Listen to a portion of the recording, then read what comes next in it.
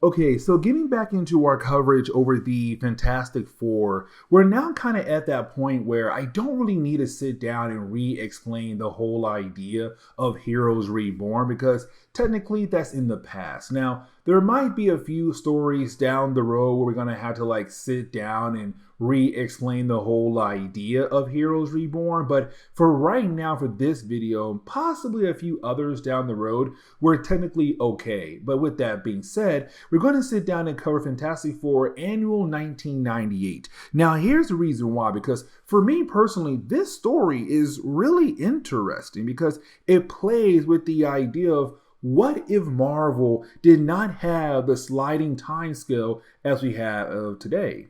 Now, just in case we have anybody joining our coverage over the idea of Marvel's moving timescale, I kind of want to sit down and explain what it was. You see, when it came to Marvel Comics in the 1960s, you had all these different heroes popping up: Spider-Man, Fantastic Four, Avengers, X-Men. But here's the thing, because when it came to our heroes back then, they aged with us. So 1 month for us was 1 month for them as well. But then the 70s came, the 80s came, the 90s came. And the thing was, the heroes were no longer aging with us. Instead, what happened was you didn't have the heroes just basically aging slowly. So 6 months for us could be like a day for them or a week for them. But even on top of that, you had Marvel kind of move the time scale. And so instead of the heroes popping up in the 1960s, it was now the 1980s or possibly the 1990s. It all depends on what book you're currently reading at the moment. So for me personally, growing up, reading books in the 2000s, for my heroes, it was 1990s when they popped up first. But now at this point in time, it's the 2010s possibly. The time scale just keeps moving forward. And so with that being said, when it comes to this annual, it answers the question of what would happen to our heroes if the time scale was not moving at all, especially when it comes to the Fantastic Four. And so as we get into the opening pages of the storyline, we're really picking up with Ben Grimm right now, just trying to, get a good old midnight snack, good old midnight Scooby-Doo sandwich. But while trying to do that, he's then confronted by Franklin Richards. Now, here's the thing, because for Franklin, he's a young boy, he's a young kid, and they ask certain questions they need answers to. Like, for example, the idea of the last names of all the different members to the Fantastic Four. He's a Richard. His dad's a Richard. His mom is also a Richard. But Johnny's not. Johnny is a Storm. And Ben, well, you're a Grimm. And so you do have Ben explain, listen, your mother is Uncle Johnny's sister. Her name was Storm, but she got married to your father. And so, of course, her name got changed. Now, when it comes to Ben, the question is, okay, cool. What about you, though? It sounds like you're technically not family. But for Ben, it's kind of like, well, I've been around so long that I'm technically part of the family, even though in reality, I'm not in any kind of way when it comes to blood. Now, I kind of like this a lot because for some folks out there, you're part of the family, even though technically you're not family. Like for me, I have some friends who are, part of my family who are not really part of my family. And so for Ben Grimm, it's kind of like that. Now for Ben, it's him kind of beginning to feel a tad bit lonely. Now, of course, in almost every single Fantastic Four story, you didn't have Johnny be Johnny Storm. Which is the whole idea that you have Johnny always trying to play pranks on Ben Grimm. Like, for example, you have Johnny tell Ben, I ate your sandwich. Now, in reality, he did not eat the sandwich, but he does fly away with it. And so for Ben, he wants that sandwich. And so he begins to follow Johnny. The thing is, Johnny tricked him. And so for Ben, he ended up in the laboratory that belongs to Reed. Now, Reed tells Ben, no, Johnny's not here right now. I have not seen him almost in a half hour. Now, you didn't have Susan walk into the room. And with her being in there, she said, hey, listen, I need some alone time with my husband. So go that way and hopefully you can find Johnny, but also make sure we are not disturbed at all. And this kind of leads into the whole idea of what I was saying when it came to the intro of this storyline, because once you do have Ben go towards this one door, there's an explosion. And this kind of leads into Ben Grimm waking up outside, but it's no longer nighttime. It's now daytime. Now, when it came to our heroes coming back from the Heroes Reborn reality, and don't worry guys, it's not me re-explaining the whole idea of Heroes Reborn, but when it came to our heroes being able to come back from that reality, they learned their old base was no longer around. And so unfortunately, they had to move to a new base at the docks. The problem is when Ben wakes up, the base is completely gone. Now you do have Johnny fly by, grab Ben, and take him back to the old base of the Fantastic Four. And for Ben, he can't believe it's surrounded because to him, he heard it was, well, wrecked. And so when you do have the two heroes go inside, you have Ben realize he's no longer in his timeline or his reality. And the reason why? Johnny's one older, but also Johnny has a mustache. His hair is different. And so for Ben, he's kind of like, yo, what's going on? But they also keep saying like, hey, Ben, when in the world did you get back from Arizona? Now that right there is going to be somewhat important for one character if we do talk about her.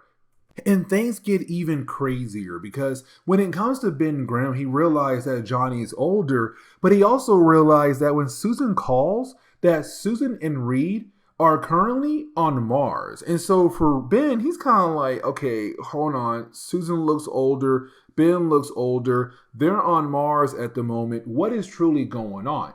Things get even crazier because you didn't have Susan mention the fact that, hey, make sure like there's no baby born before we get back from Mars. Now the thing is for Johnny, he's kind of like, yeah, I got you. But for Ben here, he's wondering, what are y'all talking about? A baby? Like what baby? Who in the world is pregnant? And so that leads into Crystal walking into the room. Now, this is a callback because back in the old days for Fantastic Four, Johnny was in love with Crystal. And so in this timeline, they got married. And so for Ben, he's kind of like, oh, it's Crystal. She's pregnant. Now, no, she's not pregnant, but they do have two kids. And we'll see the kids here in a moment. But we do learn who is pregnant. And that would be a character known as Zawadi. Now, for Zawadi, she is the wife to, well, Franklin Richards. And for me, I was like, yo, that's kind of interesting. Now, when it comes to Zawadi, she is actually a princess from Wakanda. So it's really him saying like, hey, listen, my child is next in line of royalty when it comes to the Wakandan family. But we get the idea that yes, there's Franklin, he's married. And for Johnny and Crystal, it's a tad bit different because they have two kids, right? Now, really more Crystal has two kids. Johnny only has one, but he looks at Luna as his daughter as well. Yes, you heard that right. Because for Johnny and also Crystal, they have a son together. But for Crystal in Marvel Comics, she had a daughter with Quicksilver. And so for Luna, she kind of feels like she's not really part of the family. And the reason why, because she's not a Richards, she's not a Storm. And she also kind of hates the idea of Ben Grimm as well, because Ben Grimm's kind of like her, somebody who's not a Richards or a Storm, but the family still loves him so much that he's basically part of the family. But for her, she doesn't feel that way. Now, this kind of leads into Franklin having a conversation with Ben in the kitchen. And for Ben, this is where he realized that there's something going on here with his timeline. The reason why, because for the heroes in the main Marvel universe, in their mindset, the timeline is just the timeline. Like, they have no idea that technically the timeline is constantly sliding to fit our reality. But in this reality here, the timeline did not move. So for Fantastic Four, they started in 1961. This annual is 1998. So 37 years in this reality, you have Fantastic Four and all their different family members. But the same goes for the rest of the heroes in this reality as well. And so for Ben, he's kind of like, okay, so I'm missing a huge chunk of time with me being here. Now, Ben does leave. And now we do switch over to, well, Luna again. Now, when it comes to Luna, again, she is the daughter to Quicksilver and also Crystal. And so for her, kind of feeling out of place in the family, she also has a big hatred towards Ben Grimm. And here's the reason why. Because for Ben Grimm, even though he wasn't a Richard or a Storm, he was still a major part of the family. So she kind of felt like she was even more excluded from the idea of being part of the Fantastic Four family. Now, we see her with her boyfriend. Her boyfriend's all like, hey, listen, we should play one last prank on Ben Grimm, where of course she does agree.